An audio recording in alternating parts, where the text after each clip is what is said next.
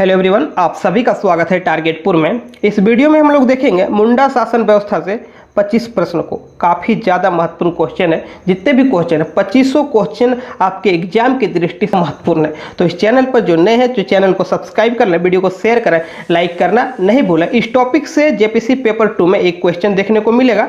तो लेट नहीं करते, शुरू करते हैं आज का क्वेश्चन। इससे पहले आप सभी को बता देना चाहते हैं, जेपीसी पेपर 2 जिसमें से झारखंड जीके रहेगा 100 क्वेश्चन। यदि आपको नोट्स चाहिए, कंप्लीट नोट्स आपको दिखा देते हैं डेमो के तौर पर। नोट्स कैसा है चलिए देख लेते हैं। नोट्स देखिए, ये नोट्स है टारगेटपुर JCC Jharkhand GK notes. Complete syllabus इसमें कवर किया गया है। जनजातियों के शासन व्यवस्था से शुरू करके एकदम विविध तक जितने भी सिलेबस में जो जो टॉपिक है सबको कवर किया गया। जनजातियों के शासन व्यवस्था, मुंडा शासन व्यवस्था शुरू होकर आप लोग देख सकते हैं कि जितने भी इंपॉर्टेंट क्वेश्चन है सबको शामिल किया गया है। नागवंशी शासन व्यवस्था, उसके बाद देखिए पढ़ा पंचायत शासन व्यवस्था, इस तरह करके जो भी टॉपिक है सबको कवर किया गया इस जो आप नोट्स देख रहे हैं इसमें। यदि इस नोट्स को आप बाय करना चाहते हैं तो देखिए व्हाट्सएप नंबर है 9631926220। इस नंबर पर जेपीसी लिखकर मैसेज कीजिए, सारा इंफॉर्मेशन आपको बताया जाएगा। इसमें 245 पेज है और साथ ही साथ 30 पेज और है सीएनटी एसपीटी का। सीएनटी एसपीटी को हम अलग कर दिए। सीएनटी एसपीटी में टोटल 150 क्वेश्चन है, तो इसमें 245 और 30 275 पेज का यह पीडीएफ है। इसे बाय करना चाहते हैं तो फिर से हम व्हाट्सएप नंबर बता दे रहे हैं 9631926220। तो चलिए अब शुरू करते हैं मुंडा शासन व्यवस्था से 25 महत्वपूर्ण प्रश्न को। देखिए पहला प्रश्न है, मुंडा शासन व्यवस्था किस जनजाति की शासन व्यवस्था है? तो मुंडा शासन व्यवस्था किस जनजाति की शासन व्यवस्था है? मुंडा का। और मुंडा शब्द का अर्थ क्या होता है? मुंडा शब्द का सामान्य अर्थ होता है विशिष्ट व्यक्ति। याद रखिएगा, विशिष्ट व्यक्ति सामान्य अर्थ। तो इसका विशिष्ट अर्थ देखें तो गांव का राजनीतिक प्रमुख, तो गांव का राजनीतिक प्रधान। देखिए सामान्य अर्थ होता है, मुंडा शब्द का सामान्य अर्थ है विशिष्ट व्यक्ति। तो इसे विशिष्ट अर्थ में देखें तो गांव का राजनीतिक प्रमुख। चलिए सेकंड नंबर देखते हैं। मुंडा शासन व्यवस्था में गांव का प्रधान कौन होता है? मुंडा शासन व्यवस्था में गांव का प्रधान कौन होता है? तो मुंडा ही होता है। गांव का प्रधान कौन होता है? मुंडा ही होता है। मुंडा का जो पद है यह वंशागुणत होता है, एक पीढ़ी के बाद एक, एक पीढ़ी के बाद एक, इस तरह ट्रांसफर होते रहता है। चलिए आगे देखते हैं। मुंडा शासन व्यवस्था में दो गांवों के विवादों का निपटारा निम्न में किसके द्वारा किया जाता है? मुंडा शासन व्यवस्था में दो गांवों के बीच विवादों का निपटारा किसके माध्यम से किया जाता है? तो किसके द्वारा किया जाता है? तो देखिए दो गांवों में यदि झगड़ा हो गया तो इसका निपटारा कौन करता है? मुंडा ही करता है, क्योंकि गांव का प्रधान कौन होता है? गांव का प्रधान मुंडा ही होता है। इसलिए जो दो गांवों के बीच का निपटारा कौन करता है? मुंडा ही करता है। साथ ही साथ मुंडा का एक और काम है लगान वसूल करना। क्या काम है? लगान वसूल करना और विधि व्यवस्था को बनाए रखना।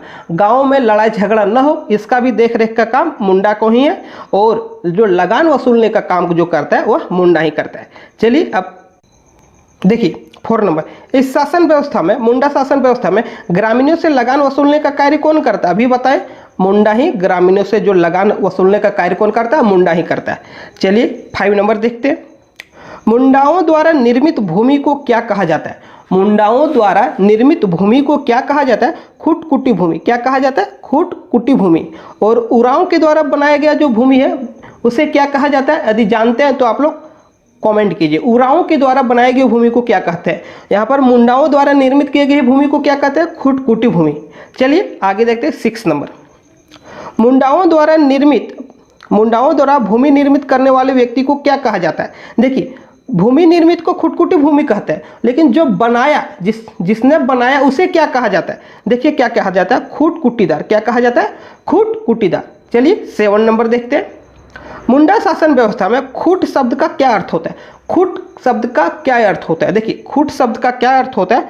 खुट शब्द का अर्थ होता है परिवार। क्या होता है? परिवार। खुट शब्द का क्या अर्थ होता है? परिवार। आप लोग याद रखिएगा, मुंडा शासन व्यवस्था में खुट शब्द का क्या अर्थ होता है? परिवार। 8 नंबर देखिए। मुंडा ग्राम पंचायत को क्या कहा जाता है? मुंडा ग्राम पंचायत को क्या कहा जाता है? तो क्या कहा जाता है? हातू। याद रखिएगा, मुंडा ग्राम पंचायत को हातू कहा जाता है। चलिए अब देखते हैं क्वेश्चन नंबर 9। इस शासन व्यवस्था में कई गांवों से मिलकर बनी पंचायत को क्या कहा जाता है? मुंडा शासन व्यवस्था में कई गांवों से मिलकर बनी पंचायत को क्या कहा जाता है? तो देखिए ऑप्शन है पढ़ा या पढ़ा, अखरा, हाथू, पीरपंच, 4 ऑप्शन है। तो क्या कहा जाता है? कई गांवों से मिलकर बनी पंचायत को पढ़ा या तो पढ़ा कहा जाता है। पढ़ा पंचायत या तो पढ़ा पंचायत। चलिए अब 10 नंबर देखते हैं। मुंडा शासन व्यवस्था में सर्वोच्च न्यायपालिका, कार्यपालिका तथा विधायिका की संज्ञा किसे दिया गया? फिर से क्वेश्चन देख लीजिए। मुंडा शासन व्यवस्था में सर्वोच्च न्यायपालिका, कार्यपालिका तथा विधायिका की संज्ञा किसे दिया गया है? तो किसे दिया गया है? ऑप्शन देख लीजिए, पढ़ा को, अखरा को, हाथू पंचायत को, मानकी को। तो इस क्वेश्चन का सही आंसर है पढ़ा को। पढ़ा को सर्वोच्च न्यायपालिका, कार्यपालिका तथा विधायिका की संज्ञा दी गई है। 11 नंबर देखते हैं। पढ़ा पंचायत के सर्वोच्च अधिकारी कौन होता है? पढ़ा पंचायत के सर्वोच्च अधिकारी कौन होता है? तो आप लोग याद रखिएगा, पढ़ा राजा। कौन होता है? पढ़ा राजा। पढ़ा पंचायत के सर्वोच्च अधिकारी कौन होता है? पढ़ा राजा। चलिए अब देखते हैं 12 नंबर। मुंडा शासन व्यवस्था में पढ़ा राजा का सहयोगी कौन होता है? मुंडा शासन व्यवस्था में पढ़ा राजा का सहयोगी कौन होता है? आप लोग अभी देखें, पढ़ा राजा सर्वोच्च अधिकारी होता है और पढ़ा राजा का सहयोगी कौन होता है? ऑप्शन देख लीजिए, दीवान, ठाकुर, पांडे, लाल। तो इस क्वेश्चन का सही आंसर क्या हो जाएगा? ठाकुर। क्या हो जाएगा? ठाकुर। पढ़ा राजा का सहयोगी का काम कौन करता है? ठाकुर करता है। चलिए 13 नंबर देख लेते हैं। मुंडा शासन व्यवस्था में पढ़ा राजा का मंत्री कौन होता है? मुंडा शासन व्यवस्था में पढ़ा राजा का मंत्री कौन होता है? तो मंत्री कौन होता है? दीवान होता है। मंत्री कौन होता है? दीवान होता है। अब देखिए 14 नंबर। मुंडा शासन व्यवस्था में गांव का सिपाही किसे बनाया जाता है? मुंडा शासन व्यवस्था में गांव का सिपाही किसे बनाया जाता है? तो गांव का सिपाही किसे बनाया जाता है? देखिए, बरकंदाज को। किसे बनाया जाता है? बरकंदाज को। आप लोग याद रखिएगा, किसे बनाया जाता है? बरकंदाज को। सिपाही, गांव का सिपाही किसे बनाया जाता है? बरकंदाज को। चलिए अब 15 नंबर देख लेते हैं। जो लोग, देखिए 15 नंबर से पहले कुछ नोटिस है, देख लीजिए। यदि आप टारगेटपुर का टेस्ट सीरीज ज्वाइन करना चाहते हैं तो फिर से वही WhatsApp number JPC test series लिखकर मैसेज कीजिए 9631926220। यदि आप टेस्ट कभी नहीं दिए टारगेटपुर का तो एक डेमो लिंक डिस्क्रिप्शन में मिल जाएगा, आप लोग टेस्ट जरूर दें और बताएं कि कैसा एक्सपीरियंस रहा टेस्ट का। तो आप लोग जो टेस्ट नहीं दिए तो डेमो लिंक डिस्क्रिप्शन में मिल जाएगा, और टेस्ट सीरीज में जुड़ना चाहते हैं तो 9631926220 पर संपर्क करें। चलिए आगे देखते हैं 15 नंबर। मुंडा शासन व्यवस्था में पढ़ा पंचायत स्थल को क्या कहा जाता है? मुंडा शासन व्यवस्था में देखिए, पढ़ा पंचायत स्थल को क्या कहा जाता है? तो क्या कहा जाता है? अखड़ा कहा जाता है। क्या कहा जाता है? अखड़ा। मुंडा शासन व्यवस्था में गांव का सांस्कृतिक केंद्र कहाँ होता है? मुंडा शासन व्यवस्था में गांव का सांस्कृतिक केंद्र कहाँ होता है? तो कहाँ होता है? अखड़ा में। कहाँ होता है? अखड़ा। चलिए अब देखते हैं 17 नंबर। पढ़ा पंचायत के प्रधान को क्या कहा जाता है? पढ़ा पंचायत के प्रधान को क्या कहा जाता है? तो क्या कहा जाता है? मानकी कहा जाता है। पढ़ा पंचायत के प्रधान को क्या कहा जाता है? मानकी कहा जाता है। और मानकी का जो पद है वंशागुणत होता है, पीढ़ी दर पीढ़ी ट्रांसफर होते रहता है। क्या होता है? वंशागुणत पद है। चलिए अब देखते हैं क्वेश्चन नंबर 18। मुंडा गांव के धार्मिक प्रधान को क्या कहा जाता है? बहुत ही इंपॉर्टेंट क्वेश्चन है। धार्मिक प्रधान कोई भी जनजाति की हो, बार बार एग्जाम में रिपीट करता है, इसलिए इस क्वेश्चन को आप लोग विशेष ध्यान से देखें। मुंडा गांव के धार्मिक प्रधान को क्या कहा जाता है? ऑप्शन देख लीजिए। और क्या कहा जाता है? पाहन कहा जाता है। क्या कहा जाता है? पाहन कहा जाता है। और पाहन से रिलेटेड एक और क्वेश्चन है, देखिए 19 नंबर में। पाहन को लगान मुक्त भूमि प्रदान किया जाता है, जिसे क्या कहा जाता है? तो भुईहरी भूमि, पहनई भूमि, मंझेस भूमि और डाली कटारी भूमि। तो बहुत ही इंपॉर्टेंट क्वेश्चन है। देखिए, पाहन को लगान मुक्त भूमि प्रदान किया जाता है, जिसे डाली कटारी भूमि कहते हैं। क्या कहते हैं? डाली कटारी भूमि कहते हैं। टेलीग्राम में अवश्य ज्वाइन कीजिए। चलिए अब देखते हैं 20 नंबर। मुंडा गांव में पाहन के सहायक कौन होते हैं? मुंडा गांव में पाहन के सहायक कौन होते हैं? तो पाहन के सहायक कौन होते हैं? आप लोग ऑप्शन देख लीजिए, महतो, मांझी, गुड़ित, पुजार। तो पाहन के सहयोगी कौन होते हैं? तो पाहन के सहयोगी महतो होते। कौन होते? महतो होते। देखिए, महतो का एक और कार्य है संदेश वाहक का कार्य। गांव में कुछ भी सूचना पहुंचाना हो तो महतो की मदद से पहुंचाया जाता है।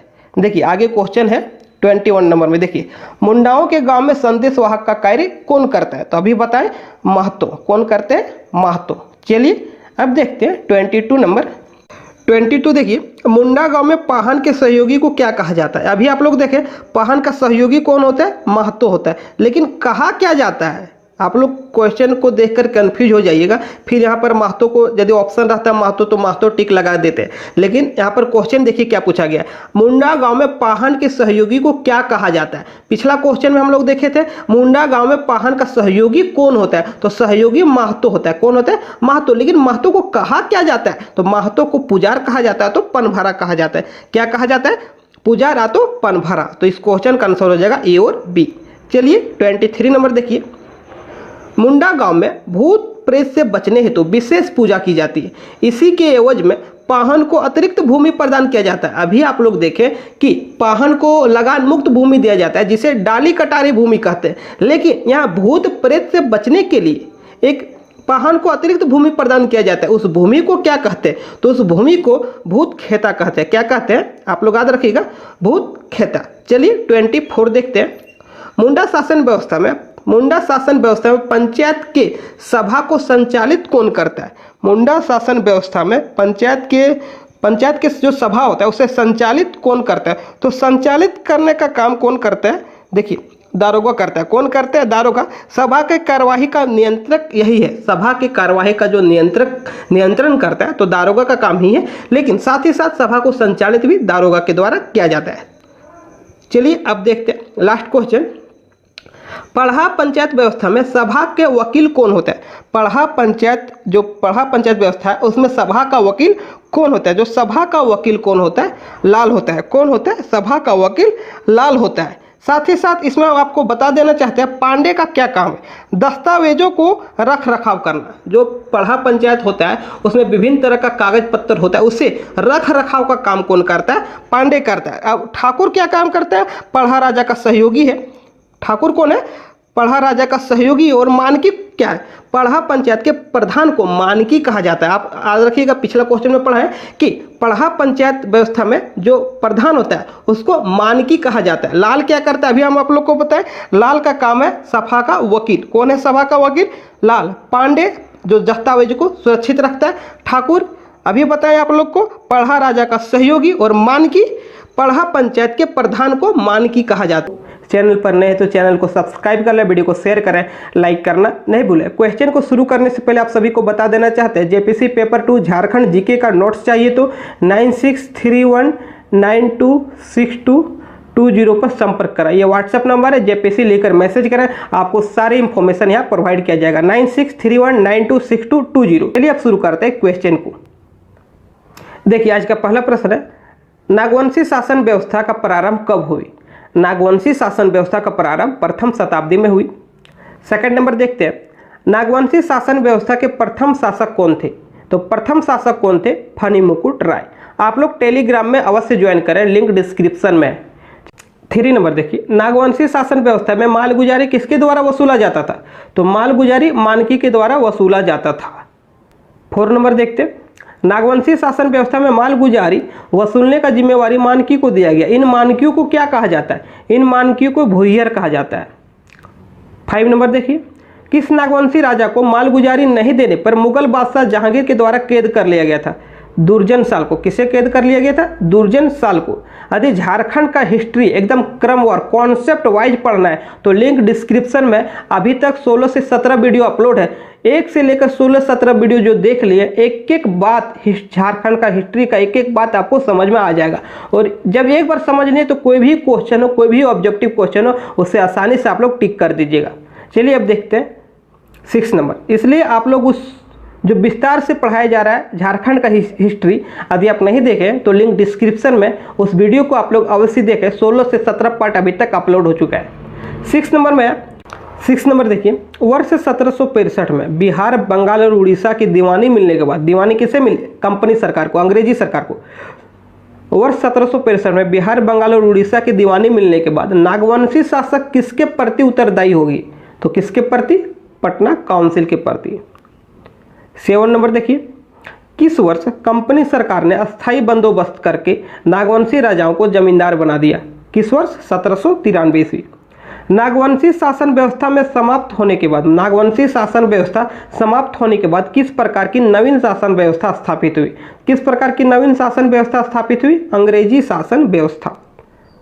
9 नंबर देखिए, कौन सा ईस्वी में, कौन से ईस्वी में फनी मुकुट राय सुतियाम्बे का महाराजा बना? तो 83 ईस्वी में।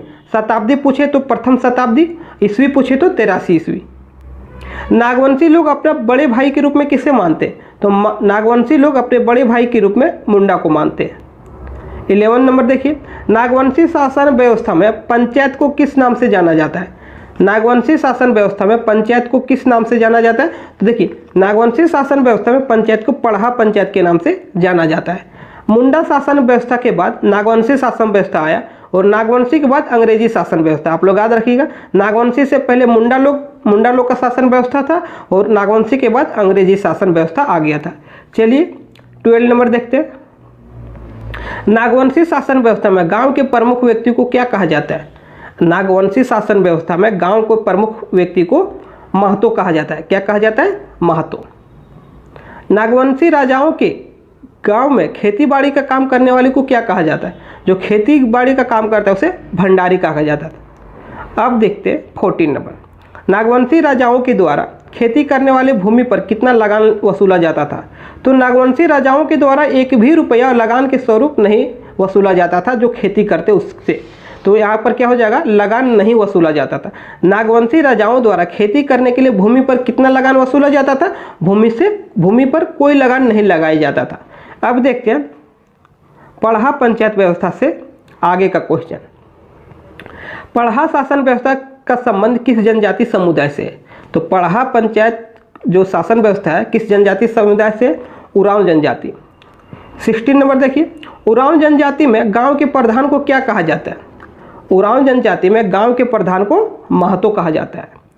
17 नंबर देखिए, उरांव जनजाति में महतो के सहयोगी कौन होता है? फिर से देख लीजिए, उरांव जनजाति में महतो के सहयोगी कौन होता है? तो महतो का सहयोगी कौन होता है? मांझी होता है। 18 नंबर देखिए, निम्न में कौन महतो के पंचायती आदेशों को लोगों तक पहुंचाने का काम करता है? तो 18 नंबर का क्या हो जाएगा? मांझी। कौन काम करता है? मांझी। आप सभी को बता देना चाहते हैं, टारगेटपुर का टेस्ट सीरीज यदि ज्वाइन करना चाहते हैं तो अभी तक 7 टेस्ट हो चुका है। अभी तक 7 टेस्ट हो चुका है और प्रत्येक संडे यह टेस्ट होता है। यदि आप टेस्ट नहीं दिए तो डेमो के रूप में एक लिंक डिस्क्रिप्शन में दिया होगा, उस लिंक के थ्रू आप अपना टेस्ट दे सकते हैं और जांच सकते हैं कि आपका जो तैयारी का स्तर है किस लेवल का है। तो आप लोग डेमो टेस्ट जरूर दें और टारगेटपुर का टेस्ट सीरीज अवश्य ज्वाइन करें। टेस्ट सीरीज ज्वाइन करने के लिए वही व्हाट्सएप नंबर है 9631926220। इस नंबर पर आप लोग मैसेज करके इंफॉर्मेशन प्राप्त कर सकते हैं। चलिए 19 नंबर देखते हैं। पढ़ा पंचायत शासन व्यवस्था में कई गांवों से मिलकर बनी अंतर ग्रामीण पंचायत को क्या कहा जाता है? क्वेश्चन नंबर 19 है, पढ़ा पंचायत शासन व्यवस्था में कई गांवों से मिलकर बनी अंतर ग्रामीण पंचायत को क्या कहा जाता है? तो इस क्वेश्चन का सही आंसर हो जाएगा पढ़ा। क्या कहा जाता है? पढ़ा। चलिए 20 नंबर देखते हैं। पढ़ा शासन व्यवस्था में अंतर ग्रामीण पंचायत पढ़ा कितने स्तरों में विभक्त होता है? पढ़ा पंचायत व्यवस्था में अंतर ग्रामीण पंचायत पढ़ा कितने स्तरों में विभक्त होता है? तो कितने स्तरों में विभक्त होता है? इस क्वेश्चन का आंसर हो जाएगा बी, 3 स्तर पर विभक्त होता है। पढ़ा पंचायत शासन व्यवस्था में 2 या 2 से अधिक गांवों के बीच का विवादों का जो निपटारा तो समाधान कौन करता है? तो कौन करता है? पढ़ा करता है। 2 या 2 से अधिक गांवों के बीच का यदि कोई विवाद है तो उसका निपटारा पढ़ा करता है। पढ़ा पंचायत का प्रमुख कौन होता है? देखिए, पढ़ा पंचायत का प्रमुख पढ़ा राजा होता है। कौन होता है? पढ़ा राजा। 23 देख लेते हैं। पढ़ा पंचायत व्यवस्था में जिस मामले का निपटारा ग्राम स्तर पर नहीं होता है किसे हस्तांतरित किया जाता है? तो इस क्वेश्चन का सही आंसर है पढ़ा दीवान को। पढ़ा राजा के पास इस समस्या का समाधान नहीं हुआ तो पढ़ा दीवान के पास भेजा जाता है। 24 है, पढ़ा पंचायत व्यवस्था में गांव के धार्मिक कार्यों का संपादन कौन करता है? तो गांव के धार्मिक कार्यों का संपादन पाहन करता है। 25 है, पढ़ा पंचायत शासन व्यवस्था में पाहन को दी जाने वाली भूमि को क्या कहा जाता है? तो पाहन को दी जाने वाली भूमि को पहनई भूमि कहा जाता है।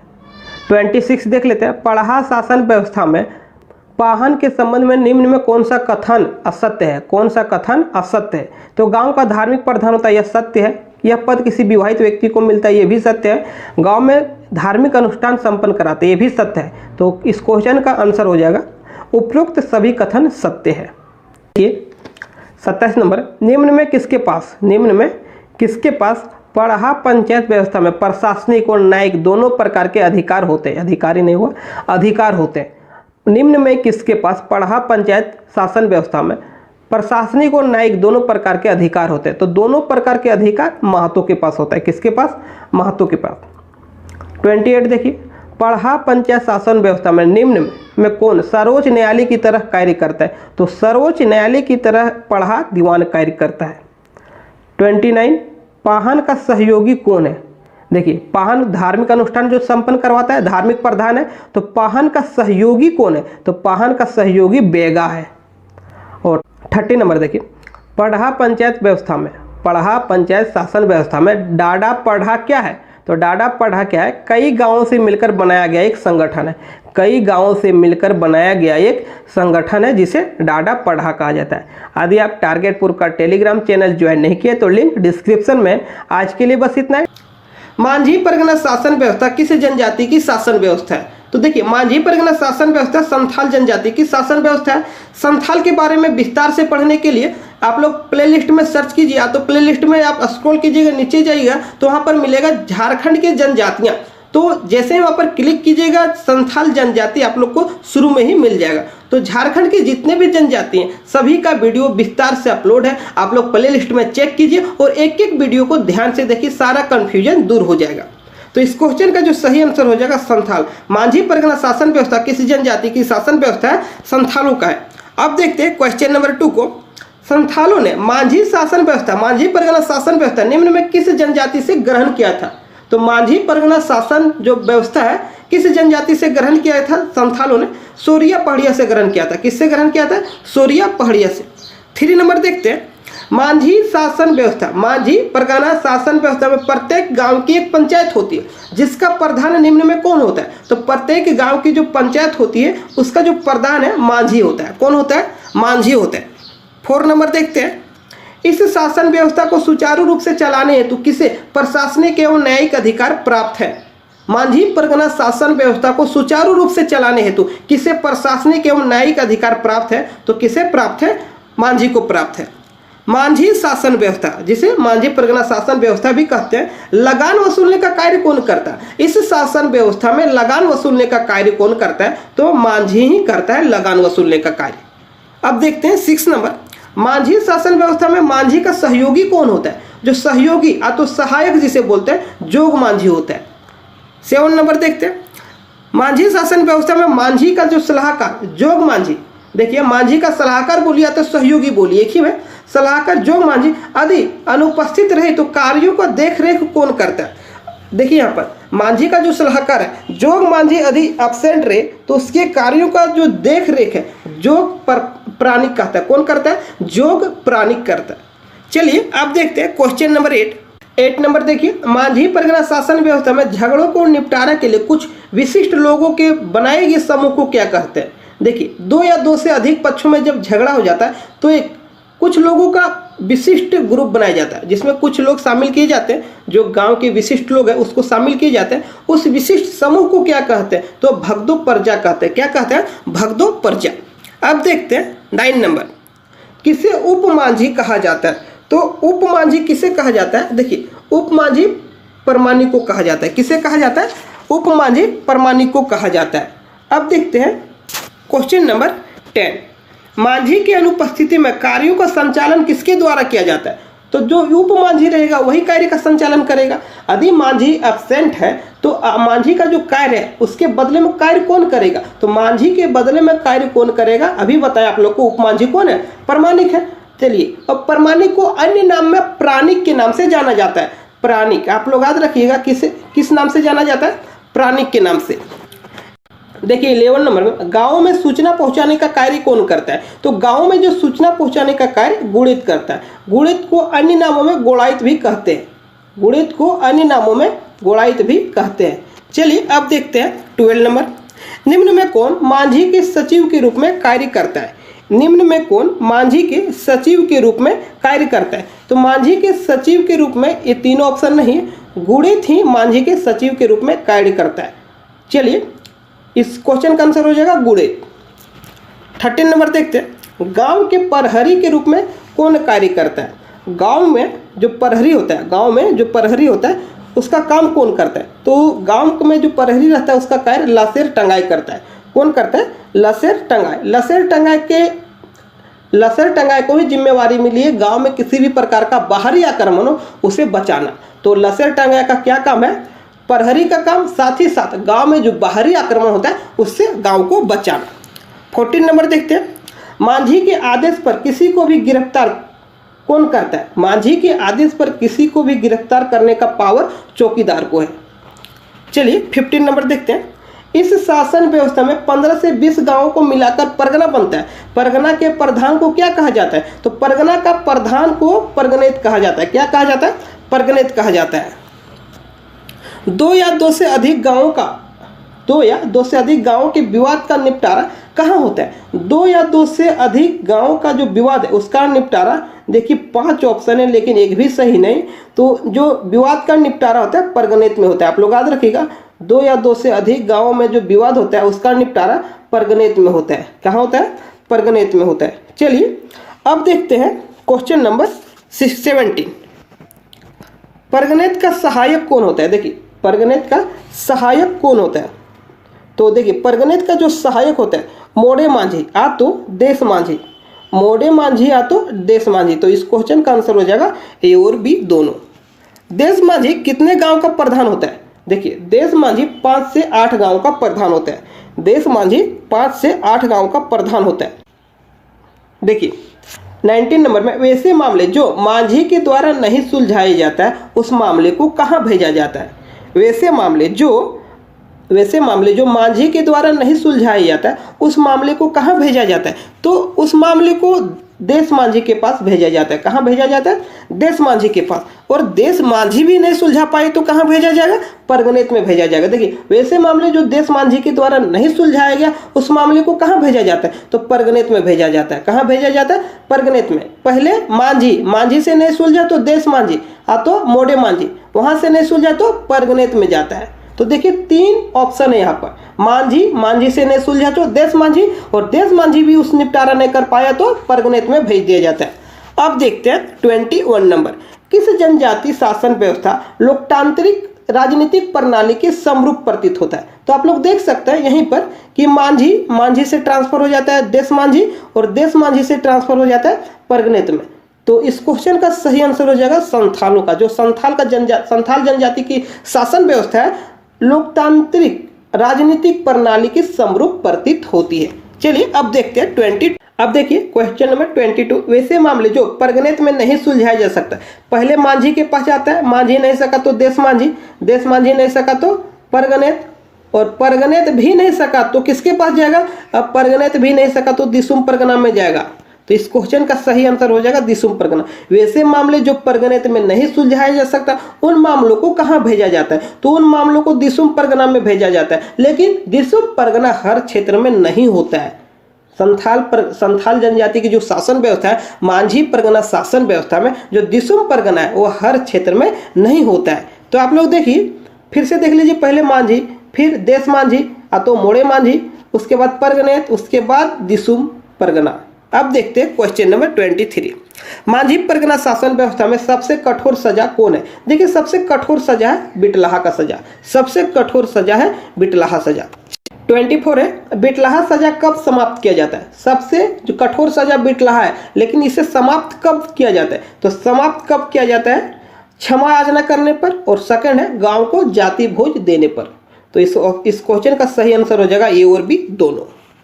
25 देखते हैं, मांझी शासन व्यवस्था जिसे मांझी परगना शासन व्यवस्था भी कहते हैं, गांव का धार्मिक प्रधान कौन है? धार्मिक प्रधान का क्वेश्चन बहुत ही इंपॉर्टेंट बनता है, चाहे वो संथाल में हो, उराव में हो, मुंडा में हो में हो तो किसी अन्य जाति में। तो इस क्वेश्चन का सही आंसर क्या हो जाएगा? नायके। क्या हो जाएगा? नायके। और नायके के सहयोगी को क्या कहा जाता है? देखिए नायके के सहयोगी को देखिए नाइके के सहयोगी को कुडाम नाइके कहा जाता है। क्या कहा जाता है? कुडाम नाइके।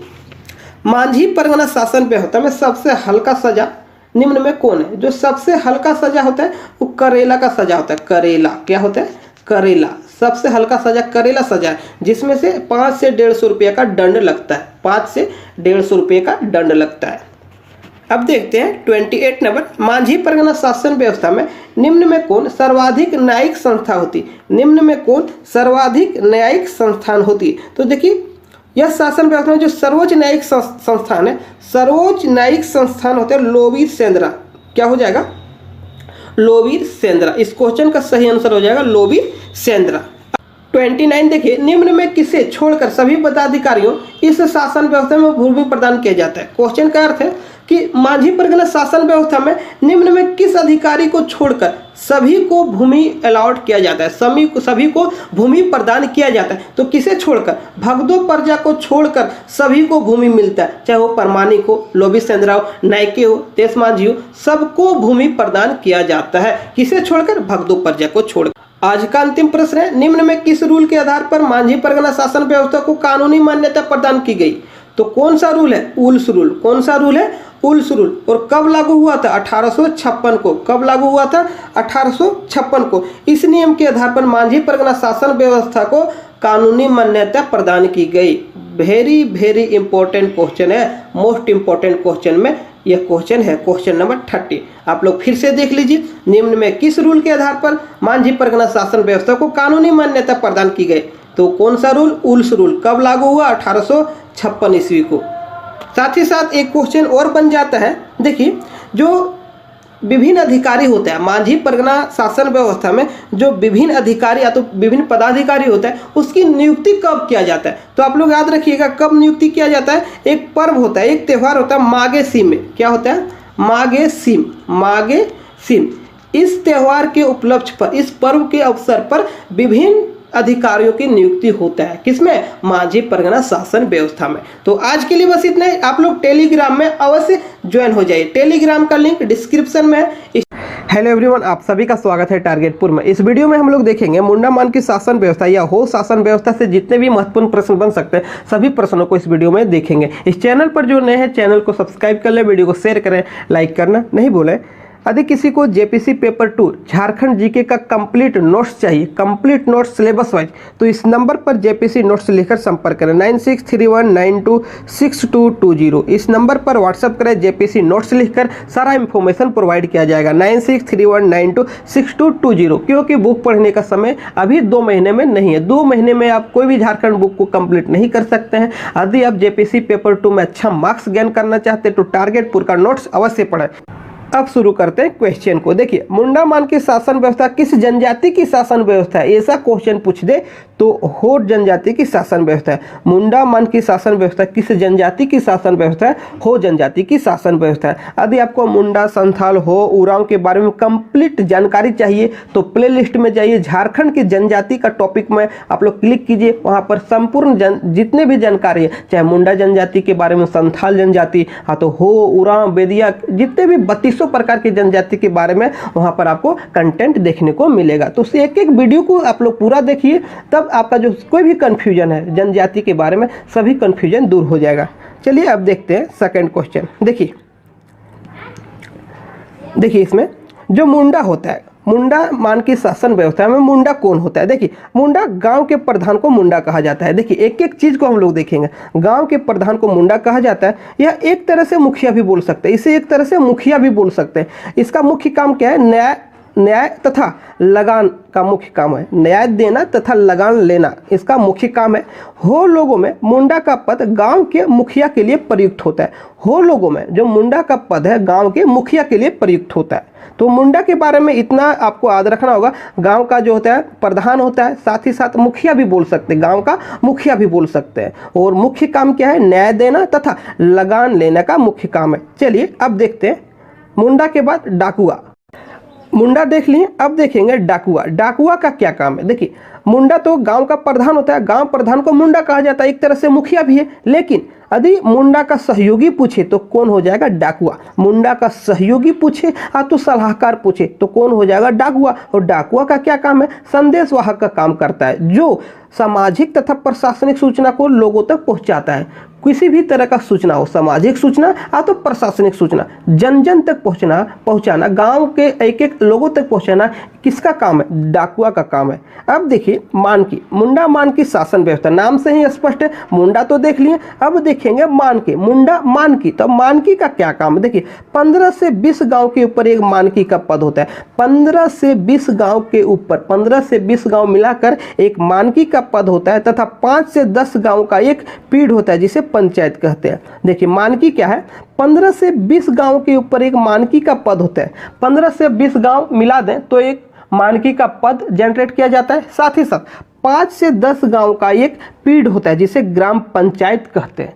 5 से 10 गांव में एक पीढ़ बनाया जाता है जिसे ग्राम पंचायत, तथा 15 से 20 गांव के ऊपर एक मानकी का पद होता है। तो अभी हम लोग क्या देखें? मुंडा के बारे में, डाकुआ के बारे में, मानकी के बारे में। देखिए अब देखेंगे तहसीलदार। मुंडा, डाकुआ और मानकी देख लिए, अब देखेंगे तहसीलदार का क्या काम है। जिस प्रकार मुंडा एक गांव का प्रधान होता है और लगान वसूलने का कार्य करता है, उसी प्रकार मानकी 15 से 20 गांव के समूह का जो एक पद होता है मानकी, वह भी लगान वसूलता है। तो लगान वसूलने में जो सहायता करता है, सहयोगी होता है, उसे तहसीलदार के रूप में जानते हैं। देखिए तहसीलदार लगान वसूली के लिए मानकी के सहयोगी के तौर पर नियुक्त किया जाता था। गांव में देखिए गांव का मामला मुंडा ही सुलझाते, यदि मुंडा से नहीं सुलझा तो मानकी के पास भेजा जाता। गांव में कोई भी समस्या है तो आपको पता है मुंडा मानकी शासन व्यवस्था में गांव प्रधान को मुंडा कहा जाता है। यदि मुंडा से नहीं सुलझा तो उस समस्या को मानकी के पास भेजा जाता है। चलिए अब देखेंगे दिउरी। अभी आप लोग देखें तहसीलदार, अब देखेंगे दिउरी। गांव के पुजारी को दिउरी कहा जाता है। धार्मिक प्रधान बोलिए, देखिए गांव के पुजारी को दिउरी कहा जाता था। पूजा पाठ, शादी विवाह, पर्व त्योहार में प्रमुख भूमिका होता था। धार्मिक मामलों में दंड का निर्धारण दिउरी करते। मुंडा तथा मानकी दोनों को दिउरी का सहयोग मिलता है। देखिए दिउरी क्या है? एक प्रकार का धार्मिक प्रधान। शादी विवाह तो जितने भी पूजा पाठ करवाना यह काम है दिउरी का। और साथ ही साथ जो दिउरी के सहयोगी होता है उसे आतरा दिउरी कहते हैं। दिउरी के सहयोगी को आतरा दिउरी कहते हैं। तो आप लोग याद रखिएगा, मुंडा मान की शासन व्यवस्था में जो धार्मिक प्रधान होता है, धार्मिक पुजारी होता है, तो धर्म से जो जितने प्रकार के काम है, चाहे वो शादी विवाह, पूजा पाठ हो, तो अन्य धार्मिक अनुष्ठान, सभी प्रकार के धार्मिक अनुष्ठान को दिउरी ही संपन्न कराते। साथ ही साथ जो दिउरी के सहायक होते हैं, यात्रा दिउरी के नाम से जाना जाता है। यात्रा दिउरी, दिउरी के सहायक, धार्मिक प्रधान दिउरी। तहसीलदार का क्या काम है? लगान वसूलने में मानकी की सहायता करना। और मुंडा, आप लोग अभी बताया, मुंडा गाँव के प्रधान को मुंडा कहा जाता है, जो एक मुखिया की तरह होता है।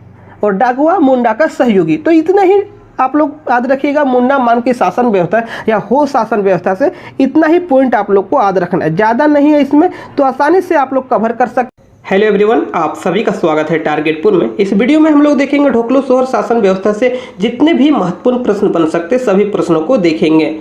इस चैनल पर यदि आप नए तो चैनल को सब्सक्राइब कर लें, वीडियो को शेयर करें, लाइक करना नहीं भूलें।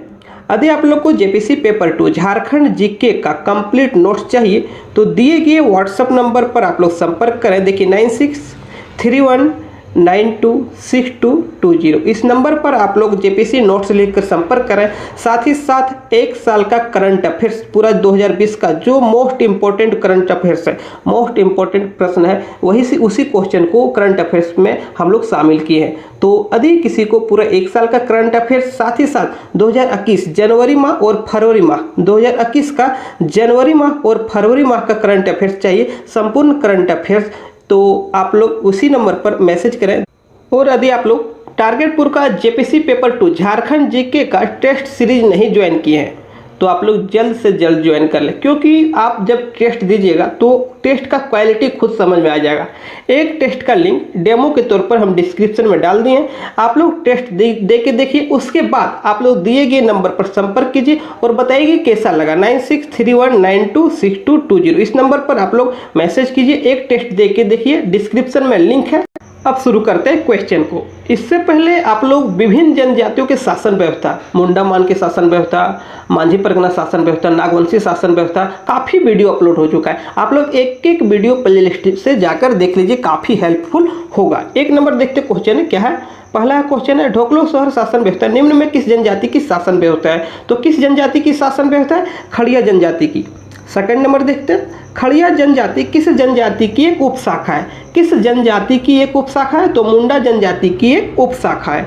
ढोकलो का क्या अर्थ होता है? देखिए ढोकलो का क्या अर्थ होता है? ढोकलो का अर्थ होता है बैठक। आप लोग ध्यान से देखिए, ढोकलो का क्या अर्थ होता है? बैठक। सोहर का क्या अर्थ होता है? देखिए सोहर का क्या अर्थ होता है? अध्यक्ष होता है।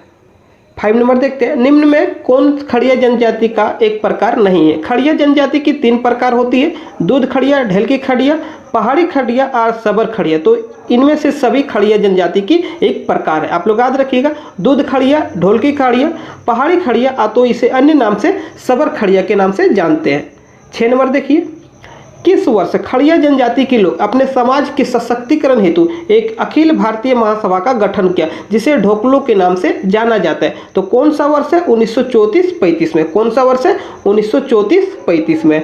अब देखिए क्वेश्चन नंबर 7, ढोकलो सोहर शासन व्यवस्था में, देखिए ढोकलो सोहर शासन व्यवस्था में जिसने गांव को बसाया उसे क्या कहा जाता है? जिसने गांव को बसाया उसे महतो कहते हैं। क्या कहते हैं? महतो कहते हैं। जिसने गांव को बसाया उसे क्या कहते हैं? महतो कहते हैं। चलिए 8 नंबर देखते हैं, गांव का मुखिया किसे माना जाता है। देखिए ढोकलो सोहर शासन व्यवस्था में, ढोकलो सोहर शासन व्यवस्था में गांव का मुखिया किसे माना जाता है? क्वेश्चन नंबर 8 है, इसका ऑप्शन हो जाएगा महतो। किसे माना जाता है? महतो को।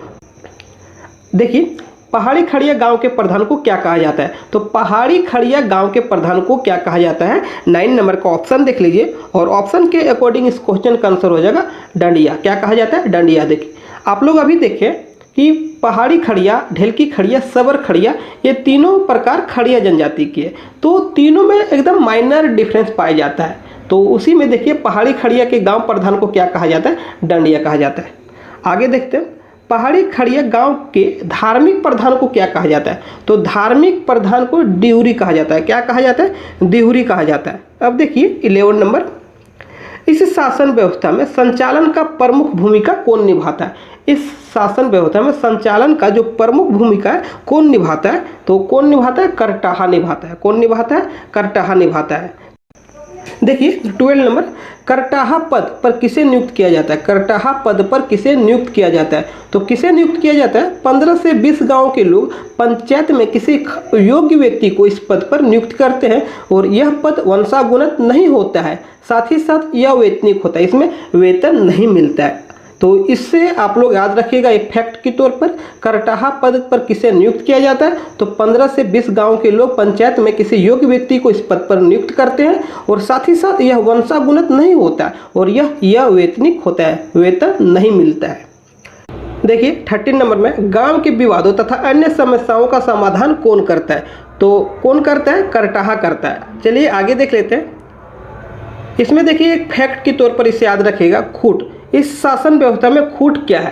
तो खूट क्या है? देखिए 2 या 2 से अधिक गांवों का विवाद को सुलझाने हेतु सभी गोत्र के गांवों द्वारा मिलकर एक क्षेत्रीय प्रशासन तंत्र निर्मित किया जाता है, जिसे खूट कहते हैं। आप लोग याद रखिएगा इस शासन व्यवस्था में खूट क्या है? 2 या 2 से अधिक गांवों का जो विवाद होता है उसे सुलझाने हेतु सभी गोत्र के गांवों द्वारा मिलकर एक क्षेत्रीय प्रशासन तंत्र निर्मित किया जाता है, जिसे खूट कहते हैं। और खूट का जो अध्यक्ष होता है किसी गांव का करटाहा होता है, किसी गांव का करटाहा होता है। और इसे क्या कहा जाता है? देखिए खूट के अध्यक्ष को खड़िया घाट कहा जाता है। खूट के अध्यक्ष को क्या कहा जाता है? खड़िया घाट कहा जाता है। चलिए आगे देखते हैं। 14 नंबर, संपूर्ण खड़िया समाज के बैठक को किस नाम से जाना जाता है? तो संपूर्ण खड़िया समाज के बैठक को किस नाम से जाना जाता है? तो ढोकलो के नाम से जाना जाता है। ढोकलो का आयोजन कितने वर्ष में होता है? देखिए ढोकलो मतलब बैठक, तो बैठक का आयोजन कितने वर्ष में होता है? तो प्रत्येक साल होता है। ढोकलो का आयोजन प्रत्येक साल होता है। 16 नंबर देखिए, संपूर्ण खड़िया समाज का राजा किसे कहा जाता है? तो ऑप्शन देख लीजिए, और इस क्वेश्चन का सही आंसर हो जाएगा ढोकलो सोहर। क्या हो जाएगा? ढोकलो सोहर। चलिए 17 नंबर देखते हैं, ढोकलो सोहर का चुनाव कितने वर्षों में किया जाता है? तो ढोकलो सोहर का चुनाव कितने वर्षों में किया जाता है? प्रत्येक 3 वर्षों में किया जाता है। प्रत्येक 3 वर्षों में इसका चुनाव होता है। चलिए आगे देख लेते हैं। इस शासन व्यवस्था में बड़े मुकदमों का निर्णय किसके द्वारा किया जाता है? तो बड़े मुकदमों का जो निर्णय होता है ढोकलो सोहर के द्वारा किया जाता है। 19 नंबर देखिए, ढोकलो सोहर का सचिव, देखिए ढोकलो सोहर का सचिव या राजनीतिक प्रशासनिक कार्यों में सहयोगी कौन होता है? तो ऑप्शन देख लीजिए, इसका आंसर क्या हो जाएगा? लिखाकर्ण। क्या हो जाएगा? लिखाकर्ण। आगे देखते हैं, राजा का खजांची कौन होता है? जो आय व्ययों का विवरण रखता है। तो राजा का खजांची कौन होता है? देखिए राजा का खजांची तिंजोकड़ होता है। कौन होता है? तिंजोकड़ होता है। राजा का सलाहकार कौन होता है? राजा का सलाहकार कौन होता है? दीवान होता है। राजा का सलाहकार कौन होता है? दीवान होता है। देखिए गांव का धार्मिक प्रधान कौन होता है? गांव का जो धार्मिक प्रधान होता है उसे पाहन या तो कालो कहते हैं। गांव का धार्मिक प्रधान को पाहन या तो कालो कहते हैं। चलिए आगे देख लेते हैं। पाहन को प्रदान की जाने वाली भूमि को क्या कहते हैं? ढोकलो सोहर शासन व्यवस्था में पाहन को जो प्रदान किया जाता है भूमि उसे क्या कहते हैं? तो पहनई भूमि कहते हैं। क्या कहते हैं? पहनई भूमि कहते हैं। और यह जो पद होता है, पाहन का जो पद होता है, यह वंशागुणित नहीं होता है तथा गांव वालों के सहमति से इसे हटाया भी जा सकता है। 24 देखिए, इस समाज में सबसे कठोर सजा किस जनजाति शासन व्यवस्था की भांति है? तो किस जनजाति की शासन व्यवस्था की भांति? संथाल जनजाति की शासन व्यवस्था की भांति है। तो संथालों में सबसे कठोर सजा कौन होता है? बिटलाहा होता है। बिटलाहा में क्या किया जाता है? गांव से बहिष्कृत कर दिया जाता है। तो सेम सिचुएशन यहाँ है। तो ढोकलो सोहर शासन व्यवस्था में सबसे कठोर सजा किसके भांति होता है? किस जनजाति की शासन व्यवस्था की भांति होता है? संथाल जनजाति की शासन व्यवस्था। तो संथाल में बिटलाहा, तो इसमें भी बिटलाहा की भांति गांव से बहिष्कृत कर दिया जाता है। 25 देखिए, इस शासन व्यवस्था में महत्व के संबंध में निम्न में कौन सा कथन सही नहीं है? तो गांव का मुखिया होता है, सही है। और यह पद वंशानुगत होता है, ये भी सही है। इसे गांव से सहमति से हटाया जा सकता है। तो आगे देख लीजिए, यह शासन व्यवस्था में संचालन के साथ धार्मिक कार्यों का संपादन करता है। तो 4 ऑप्शन है और ऑप्शन के अकॉर्डिंग जो ऑप्शन डी है यह नहीं हो जाएगा, बाकी बात सब सही है। यह गांव का मुखिया होता है, यह पद वंशानुगत होता है, इसे गांव की सहमति से हटाया जा सकता है। और साथ ही साथ यह जो ऑप्शन है डी नंबर, यह ऑप्शन नहीं होगा। यह शासन व्यवस्था के संचालन के साथ साथ धार्मिक कार्यों का संपादन करता है। वो भी देखें, धार्मिक कार्यों का संपादन पाहन के द्वारा किया जाता है। पाहन तो उसे क्या बोला जाता है? कालो भी बोला जाता है।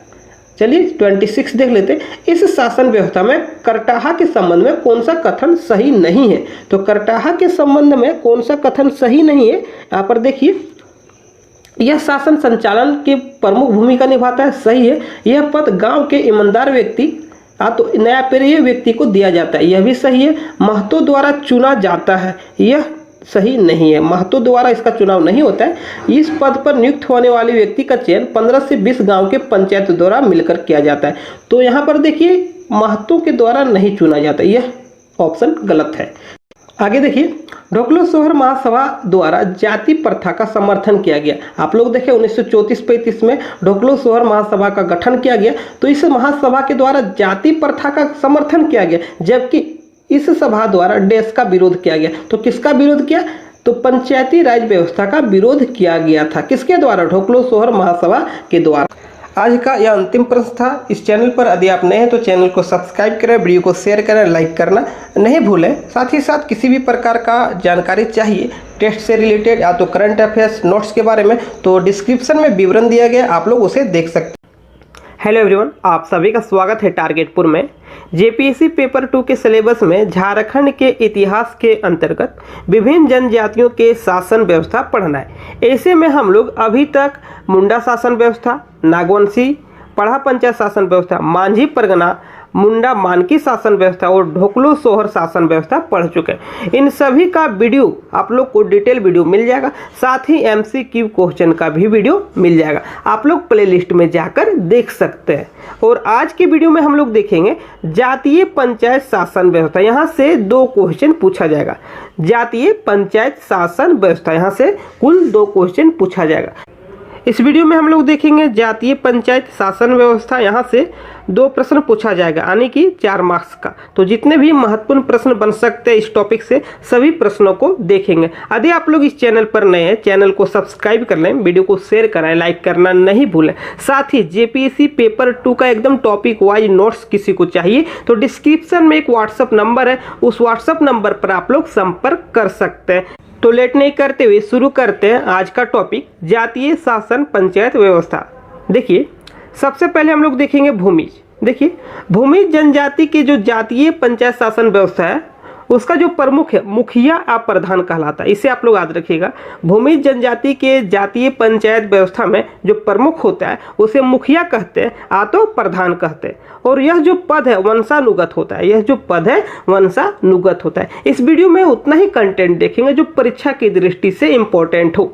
चलिए आगे देखते हैं। देखिए, अब हम लोग देखेंगे माल पहाड़िया। देखिए, माल पहाड़िया में ग्राम पंचायत के प्रधान को मांझी कहा जाता है। याद रखिएगा, माल पहाड़िया में ग्राम पंचायत के प्रधान को मांझी कहा जाता है। मांझी की सहायता के लिए गोड़ाइत और दीवान होते हैं। मांझी की सहायता कौन करते हैं? गोड़ाइत और दीवान। 2 या 2 से अधिक गांवों का यदि विवाद हो तो उसका निपटारा अंतः ग्रामीण पंचायत के द्वारा किया जाता है, जिसका मुखिया सरदार कहलाता है। आप लोग को याद रखना है कि ग्राम पंचायत के प्रधान को मांझी कहा जाता है। मांझी की सहायता गोड़ाइत या तो दीवान करते हैं। 2 या 2 से अधिक गांव में यदि विवाद है तो उसका निपटारा अंतः ग्रामीण पंचायत के द्वारा किया जाता है, जिसका मुखिया सरदार कहलाता है। अब देखिए सोरिया पहाड़िया, इस जनजाति में भी जातीय शासन पंचायत व्यवस्था पाई जाती है। ग्राम पंचायत के प्रधान मांझी कहलाता है। याद रखिएगा, इस जनजाति के जातीय पंचायत में जो ग्राम पंचायत होता है उसका प्रधान मांझी कहलाता है, और सभी प्रकार के झगड़ों तथा धार्मिक कार्यों का भी निपटान कौन करता है? मांझी ही करते हैं। याद रखिएगा, सभी प्रकार के झगड़ों तथा धार्मिक काम मांझी ही करते। आगे देखिए, अभी आप लोग को बताएं कि परगना कई गांवों का एक समूह होता है। कई गांवों को मिलाकर परगना का निर्माण किया जाता है। अब देखिए, परगना से ऊपर 22 गांवों पंचायत को 22 गांवों के पंचायत को 22 कहा जाता है। 22 गांवों का एक समूह बनाया जाता है, उसमें फिर से पंचायत का निर्माण किया जाता है, जिसे 22 कहते हैं। अब देखिए, गोड़ाइत संदेश वाहक का कार्य करता है। जो गोड़ाइत होता है संदेश वाहक, कोई भी सूचना हो गांव के लोगों तक पहुंचाने का कार्य कौन करता है? गोड़ाइत करता है। चलिए अब आगे देखते हैं। अब हम लोग देखते हैं परहिया जनजाति। इस जनजाति में देखिए, ग्रामीण पंचायत की जो मुखिया है उसे महतो कहते हैं। मुखिया का सहायक कहतो या खतो कहा जाता है। मुखिया के जो सहायता करते हैं उसे कहतो या तो खतो कहा जाता है।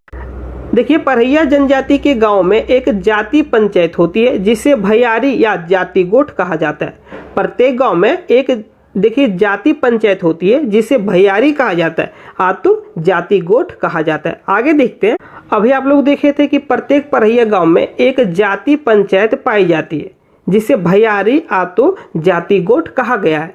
अब देखिए, 8 से 10 गांवों को मिलाकर एक या एक से अधिक गांव का जब विवाद होता है उसका निपटारा के लिए 8 या 10 गांवों को मिलाकर अंतः ग्रामीण पंचायत का गठन किया जाता है, जिसे कारा भैयारी कहा गया है। क्या कहते हैं? कारा भैयारी कहा जाता है। चलिए आगे देखते हैं। देखिए, धार्मिक कार्य महतो के द्वारा संपादन किया जाता है। धार्मिक कार्य जितने भी है, पूजा पाठ हो गया, अतु शादी विवाह का फंक्शन हो गया, सभी कार्य महतो के द्वारा संपन्न किया जाता है। बेगा के द्वारा गांव के कल्याण हेतु पूजा पाठ कराया जाता है। अब देखिए, बेगा के द्वारा गांव में शांति रहे, खुशहाली रहे, इसके लिए पूजा पाठ कराया जाता है। चलिए आगे देखते। अब हम लोग बिरहोर जनजाति को देखते हैं। देखिए, बिरहोर जनजाति में जो सर्वोच्च संस्थान है उसे हम लोग टांडा कहते हैं। बिरहोर जनजाति का जो सर्वोच्च संस्थान है उसे टांडा कहा गया है। इसके मुखिया नाये कहलाता है। टांडा जो होता है उसके मुखिया क्या कहलाते हैं? नाये कहलाता है। और नाये के सहयोगी डिगुआर या तो कोतवार कहलाता है। याद रखिएगा क्या क्या, यहाँ से 3 पॉइंट आप लोग याद रखिएगा। एक कि सर्वोच्च संस्थान टांडा है, और टांडा का जो मुखिया होते हैं नाये कहलाते हैं, और नाये के जो सहयोगी है उसे दिगुआर या तो कोतवार कहते हैं। चलिए आगे देखते हैं। अब देखिए, किसान जनजाति। किसान जनजाति की भी अपनी जातीय पंचायत शासन व्यवस्था पाई जाती है। इसके पंचायत के मुख्य अधिकारी में कौन कौन शामिल है उसे हम लोग देखते हैं। देखिए, मुख्य अधिकारी में महतो, कोतवार तथा सरदार होते हैं। मुख्य अधिकारी में याद रखिएगा, महतो, कोतवार तथा सरदार होते हैं। अंतः ग्रामीण विवादों का निपटारा के लिए कई गांवों को मिलाकर परगना का परगना पंचायत बनाया जाता है। याद रखिएगा कि 2 या 2 से अधिक गांवों का यदि झगड़ा हो, विवाद हो, उसे सुलझाने के लिए परगना पंचायत बनाया जाता है। आगे हम लोग देखते हैं। देखिए, अब देखिए, किसान जनजाति में यदि कोई पंचायत बुलाता है, यदि किसी समस्या को सुलझाने के लिए कोई व्यक्ति पंचायत बुलाता है, तो उसी व्यक्ति को सारा खर्च, जो पंचायत का खर्च है, उसे वहन करना पड़ता है। याद रखिएगा, पंचायत बुलाने वाले व्यक्ति को पंचायत का सारा खर्च वहन करना होता है। चलिए आगे देखते हैं। अब हम लोग देखेंगे खोंड जनजाति। खोंड जनजाति में देखिए, गांव के मुखिया को गोटिया कहा जाता है। वर्तमान में यह जो पद है, गोटिया का जो पद है, विद्यमान नहीं है। इस समय सर्वसम्मति से, वर्तमान समय में सर्वसम्मति से सरपंच का चयन किया जाता है, जो ग्राम पंचायत का प्रधान होता है। खोंड जनजाति में याद रखिएगा कि गांव के मुखिया को गोटिया कहा जाता है, लेकिन वर्तमान में यह जो पद है विद्यमान नहीं है। वर्तमान समय में सर्वसम्मति से सरपंच का चयन किया जाता है, जो ग्राम पंचायत का प्रधान होता है। चलिए आगे देखते हैं बथुड़ी जनजाति। इस जनजाति के, देखिए, बथुड़ी जनजाति में इस जनजाति के पंचायत के प्रधान को, इस जनजाति में पंचायत के प्रधान को दोहर कहा गया है। याद रखिएगा, दोहर कहा जाता है। यह जो पद होता है वंशानुगत तथा धार्मिक क्रियाकलापों का भी संपादन कौन करता है? दोहर ही करता है। अंतः ग्रामीण पंचायत का प्रधान, देखिए, अंतः ग्रामीण पंचायत का मुखिया प्रधान कहलाता है। 2-3 पॉइंट यहाँ से आप लोग याद रखिएगा। देखिए, इस जनजाति के पंचायत के प्रधान को दोहर कहा जाता है। यह जो पद होता है वंशानुगत होता है। धार्मिक तथा अन्य जो पूजा पाठ का क्रियाकलाप होता है, ये भी संपादन कौन करता है? दोहर ही करता है। ग्रामीण, अंतः ग्रामीण 2 या 2 से अधिक गांवों का विवाद का निपटारा करने के लिए अंतः ग्रामीण पंचायत का व्यवस्था किया गया, जिसका मुखिया प्रधान कहलाता है। अंतः ग्रामीण पंचायत का जो मुखिया होता है उसे प्रधान कहते हैं। चलिए आगे देखते हैं। देखिए, बिंझिया जनजाति। इस जनजाति की जो जातीय पंचायत के प्रधान होता है उसे मादी तथा गद्दी कहते हैं। प्रत्येक घर से एक सदस्य मिलकर प्रतिनिधि समिति का गठन करता है, जिसका प्रधान करटाहा होता है। चलिए आगे देखते हैं। देखिए, गोंड जनजाति। अब देखिए, गोंड जनजाति जातीय पंचायत के मुखिया को बेगा कहते हैं। बेगा को सयाना भी कहा जाता है। गोंड जनजाति में जो जातीय पंचायत होता है उसके मुखिया को बेगा कहा गया है, और बेगा को सयाना भी कहा जाता है। चलिए अब देखते हैं चेरो जनजाति। अब देखिए, चेरो जनजाति बहुत ही इंपॉर्टेंट है, यहाँ से क्वेश्चन आ सकता है, इसलिए आप लोग ध्यान से देखिएगा। इस जनजाति में गांव, अंचल तथा जिला स्तर पर पंचायत की व्यवस्था होती है। इस जनजाति में गांव, अंचल तथा जिला स्तर पर पंचायत की व्यवस्था होती है। गांव तथा अंचल स्तर के पंचायत के प्रधान को मुखिया कहते हैं। गांव तथा अंचल स्तर के पंचायत के प्रधान को क्या कहते हैं? मुखिया कहते हैं। जिला स्तर के जो पंचायत होते हैं उसके प्रधान को सभापति, देखिए, प्रधान सभापति कहते हैं। जिला स्तर पंचायत के प्रधान को प्रधान सभापति कहते हैं। याद रखिएगा, गांव तथा अंचल स्तर के पंचायत के प्रधान को मुखिया कहते हैं, और जिला स्तर के पंचायत के प्रधान को प्रधान सभापति कहते हैं। चलिए अब आगे देख लेते हैं। देखिए, बेदिया जनजाति गांव स्तर के पंचायत का मुखिया प्रधान कहलाता है। बेदिया जनजाति में गांव स्तर के पंचायत के जो मुखिया होते हैं प्रधान कहलाता है। प्रधान को महतो भी कहा जाता है। अब देखिए, मुखिया प्रधान कहलाता है और प्रधान को महतो भी कहा जाता है। इसके सहयोगी गोड़ाइत होते हैं। अंतः ग्रामीण पंचायत का मुखिया को सरकार कहते हैं। 3 पॉइंट यहाँ से याद रखिएगा। कौन कौन? देखिए, गांव स्तर के पंचायत को क्या कहते हैं? प्रधान कहते हैं। प्रधान को क्या कहा जाता है? महतो भी कहा जाता है। इसके सहयोगी गोड़ाइत होते हैं। महतो के सहयोगी गोड़ाइत होते हैं। और अंतः ग्रामीण पंचायत का जो मुखिया होता है उसे सरकार कहते हैं। अंतः ग्रामीण पंचायत 2 या 2 से अधिक गांवों से मिलकर जो पंचायत बनती है उसे अंतः ग्रामीण पंचायत कहते हैं, और उसके पंचायत के मुखिया को सरकार कहा गया है। चलिए आगे देखते हैं। बेगा जनजाति। देखिए, जातीय पंचायत के प्रमुख को मुकदम कहा जाता है। यहाँ से क्वेश्चन बहुत बार पूछा गया है। याद रखिएगा, जो मुकदम है बहुत बार क्वेश्चन पूछा गया है। जातीय पंचायत का जो प्रमुख होता है मुकदम कहलाता है। मुकदम की सहायता स्याना तथा सिख करते हैं। 2 पद है, एक स्याना और सिख का। मुकदम का सहायता स्याना तथा सिख करते हैं। संदेशवाहक का कार्य करने वाले को चारीदार कहते हैं। याद रखिएगा, बेगा जनजाति में जो संदेशवाहक जो भी संदेश गांव के लोगों तक पहुंचाने का कार्य करता है उसे चारीदार कहते हैं। अब हम लोग देखेंगे खरवार जनजाति। देखिए, जातीय पंचायत का जो प्रमुख होता है मुखिया कहलाता है। खरवार जनजाति में जातीय पंचायत के प्रमुख को मुखिया कहते हैं। इस जनजाति में 4 गांवों के समूह को चट्टी, 5 गांवों के समूह को पचोरा तथा 7 गांवों के समूह को सतोरा कहते हैं। फिर से सुनिए, देखिए, खरवार जनजाति में जातीय पंचायत का प्रमुख मुखिया कहलाता है।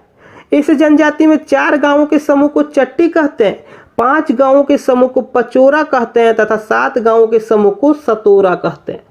चलिए आगे देखते हैं हम लोग। देखिए, कोल जनजाति।